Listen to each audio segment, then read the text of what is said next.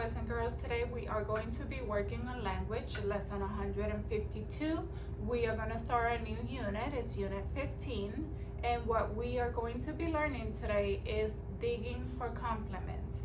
If you look in your worksheets on unit 15, it says digging for complements. We're going to read this together and then we're going to do some practice, okay? So it says sentence completers. It says you already know that every sentence has two basic parts. What are they? You will be interested to learn that some sentences have a third basic part. It's called the complement. What is a complement?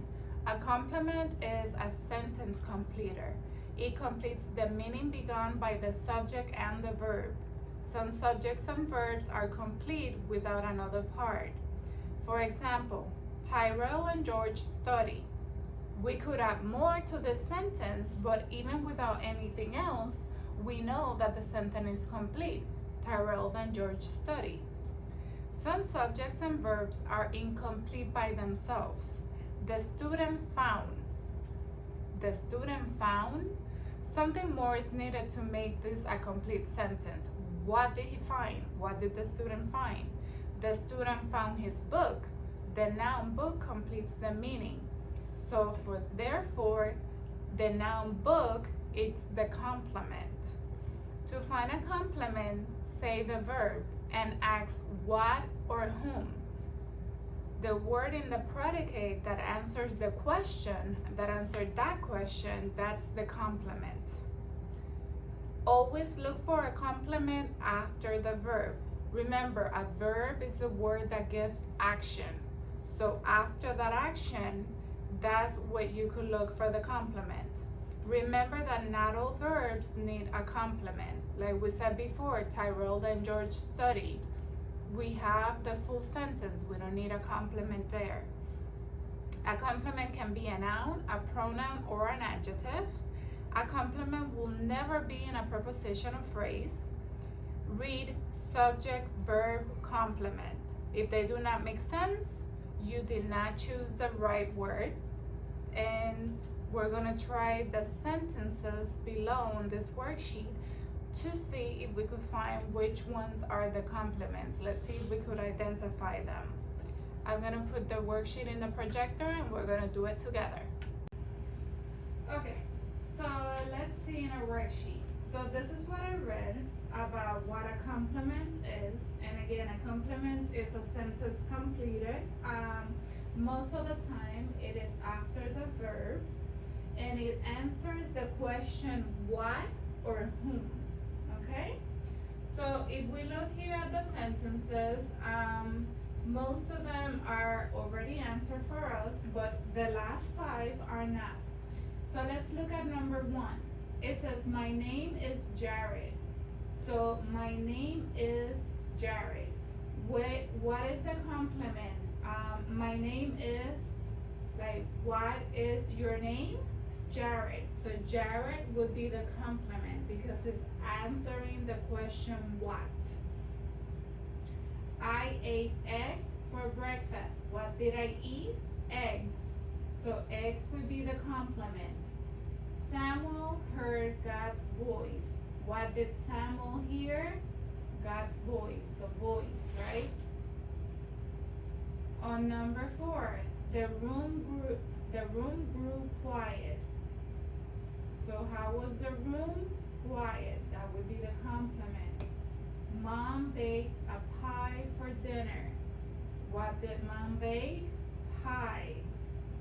He heard a strange noise. What did he hear? A noise. So noise would be the complement. I love science and history. What do I love? Science, history. Those would be the complements. Okay? You could also have more than one in a sentence. Let's look at number 8. Ryan can ride a horse well. What can Ryan ride? Horse. So horse would be the complement. Okay? Pastor Taylor preached a great sermon. So Pastor Taylor preach? Sermon, a great sermon, right?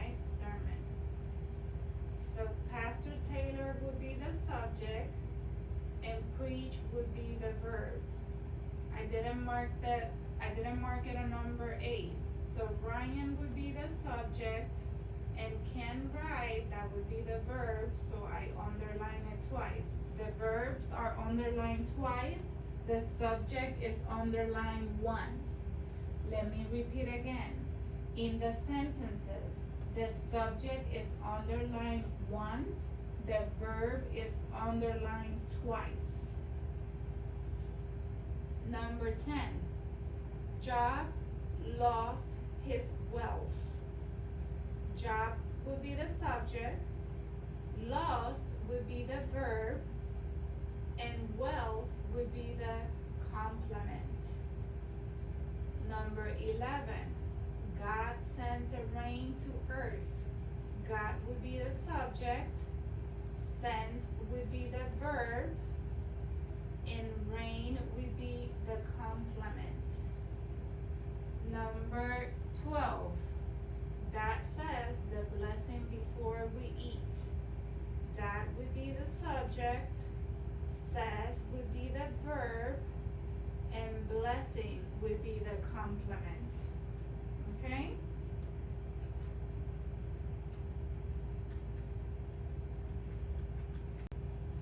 Okay, another thing that we are going to learn about today is direct objects.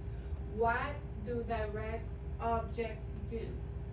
So it says, a complement that follows an action verb is called an object. A direct object is a noun or a pronoun that follows an action verb and receives the action from that verb. It answers the question what or whom.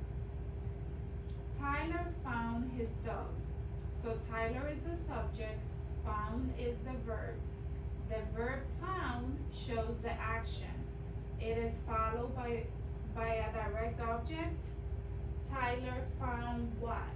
The answer is dog. Dog is the direct object. So let's read that again. Tyler found his dog. Tyler is the subject, found is the verb. The verb found shows the action. Tyler found what? What did Tyler find? The answer is dog. Dog is a direct object.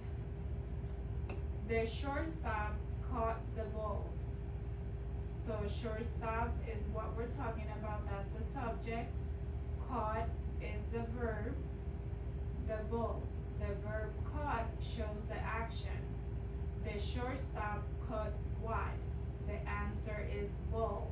Ball is the direct object. I called my aunt in Kansas last night. The verb call shows action. I called whom? The answer is aunt. Aunt is the direct object. Okay? For right A, it says, think of a direct object to follow this action verbs. Did you see the? Alexander Graham Bell invented the. Dad fed the. We ate for lunch. The bouquet had an in it. So you are going to think of a direct object that you could write at the end of those sentences, and they're going to follow the action verbs. Already in the sentence, you have the subject and the verbs underlined for you. So you just have to think of what direct object you want to include there. And then on thing B, it says underline the group of words in parentheses that will give the sentence a direct object. Be ready to explain your answers. So you have an example. Mother walked up the street, the dog around the block.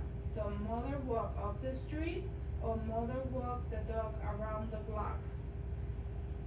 So we have to choose between the two options that we have and see which one is gonna give me a direct object sentence, okay? So if we say mother walked up the street, that wouldn't be it because that's a preposition of phrase. So mother walk. Who did mother walk? and it tells me here the dog around the block. So this mother walk doesn't answer what or whom if we select up the street. But if we select the dog around the block, that is answering what or whom, right? So that would be our answer. You're gonna choose the one from 1 through 5. Remember, when you ask yourself what or whom, you should get that answer. If by asking what or whom you get the answer, is because you have chosen the right one. It has to answer what or whom. Direct objects answer what or whom. Make sure that you finish this up and that you complete page 271 of direct objects. This would be all for today. I will see you tomorrow.